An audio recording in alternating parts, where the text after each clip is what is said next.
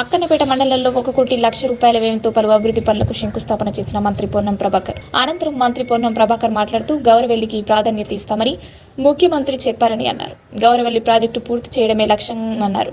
ఈ కార్యక్రమంలో MP Maloth Lakshmi, ZPTC ముఖ్యమంగా single window chairman Bolisetti Shivaiah, Congress నాయకులు తదితరులు పాల్గొన్నారు. ప్రతి పౌరుణ్ణి, ప్రతి ఓటర్ను, ప్రతి రాజకీయ పార్టీ నాయకుడిని హుస్నాబాద్ లో ఉన్నటువంటి ప్రతి పాఠశాల యొక్క వ్యవస్థను మార్చడానికి సహకరించమని సందర్భంగా కోరుతా ఉన్నా.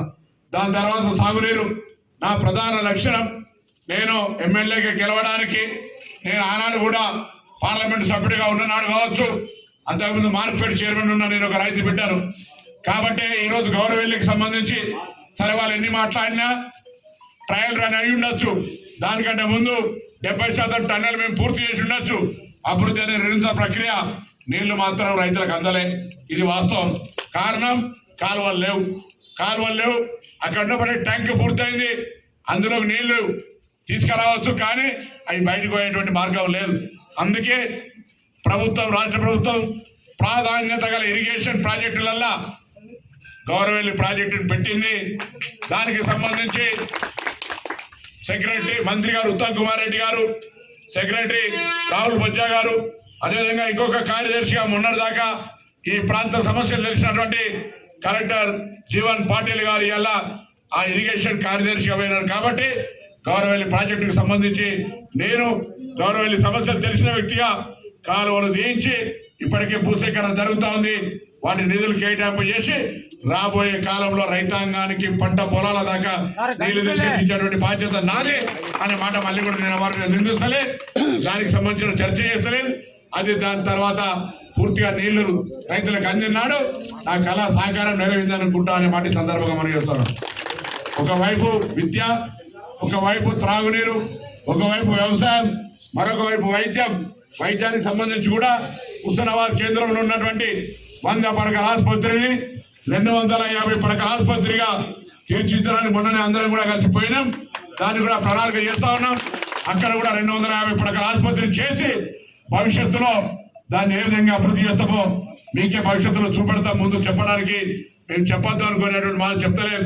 అది 250 పడకల ఆసుపత్రి, కొన్ని నియమ నిబంధనల లోపల అది అవసరం ఉంది కాబట్టి దాని మీద ముందుగా శ్రద్ధ పెడుతున్నామనే మాట మనం చేస్తా ఉన్నాం. ఈ నియోజకవర్గంలో 307 హ్యాబిటేషన్స్ ఈ యొక్క మండలంలో గ్రామాలు మీకు 30 అనిపించిన 23 హ్యాబిటేషన్. అంటే నీటి పరంగా 83 కేంద్రాలు, నీళ్ల పంపిణీ, త్రాగునీటి సౌకర్యాలకు సంబంధించినటువంటి యూనిట్స్ ఆ విధంగా ఉన్నటువంటి పరిస్థితులలో మొత్తంగా మండలాలలో ఎక్కడ ఏ గ్రామంలో కూడా నీటి సమస్య రావద్దు, నీటికి ఇబ్బంది ఉండే అవకాశం ఉంది. ఎందుకంటే ఎవరైనా కూడా చదవకున్నా వర్షాలు గతంలో ఎక్కువ పడకపోతే భవిష్యత్తులో కరువు వస్తాయని అందరికీ తెలుసు.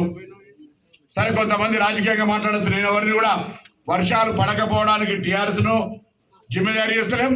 వర్షాలు లేవు కాబట్టి ఇప్పుడు వచ్చిన కరువును కాంగ్రెస్ తోటే కరువు వచ్చిందని కూడా ఒప్పుకునేది కాదు, తప్పు.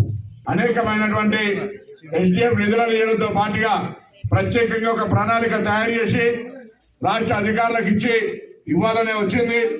3,40,00,000 రూపాయలకు సంబంధించి ప్రత్యేకంగా మీరు ఎవరినైనా రేపు కూడా మళ్ళా గతంలో పనిచేసిన అధికారులే ఎవరినైనా అడగని నీటి కొరతకు సంబంధించి వాళ్ళు ఇచ్చినటువంటి అవసరం ఇచ్చా ఉన్నటువంటి అన్ని రకాల పనులు చేసినా ఇవన్నీ కూడా తొందరలోనే చేసి ఈ ఎండాకాలంలో హుస్నాబాద్ నియోజకవర్గంలో నీటి కొరత లేకుండా చూసే బాధ్యత అందరూ కూడా అధికారులు తీసుకున్నారు. నేను దాన్ని సమన్వయం చేస్తా. ఎక్కడైనా వస్తే దయచేసి నా దృష్టి కూడా తెమ్మని చెప్పి సందర్భంగా కోరుతా ఉన్నా.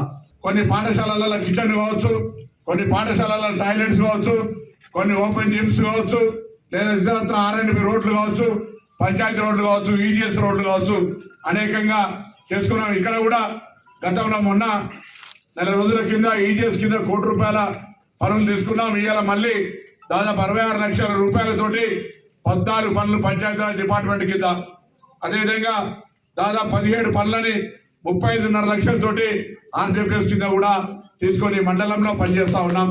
వీటి ద్వారా సమస్యలు పరిష్కారం ఉండేది కాక ఇవి చేస్తుంటే కూడా 19 గ్రామాల లోపల ఏ పనులు కూడా కేటాయించకుండా ఉన్నటువంటి గ్రామాలే. ఆ గ్రామాల్లో కూడా ఇప్పుడే మా మండల కాంగ్రెస్ అధ్యక్షుడు చెప్పిన ఆ గ్రామాల్లో కూడా నేను కూడా కోరుతా ఉన్నా. అక్కడ కూడా ప్రజలకు అవసరమైన ఏ సమస్య ఉంటే వెంటనే కూడా నాకు ఎస్టీఎఫ్ నిధులున్నాయి, వెంటనే వాటికి కూడా ఆ 19 గ్రామాలకు నిధులు కూడా కేటాయిస్తాను వెంటనే అని చెప్పి రేపు లోపల రేపు కోడ్ రాకుండా ముందే దాన్ని కూడా ప్రొసీడింగ్ ఇప్పించి పనులు ప్రారంభించే విధంగా చర్యలు తీసుకుంటా అనేటువంటి మాట దీని సందర్భంగా ఈ 19 గ్రామాలకు సంబంధించి నిధులు కూడా కేటాయిస్తారనే మాట ఈ సందర్భంగా మనం చెప్తా ఉన్నాం.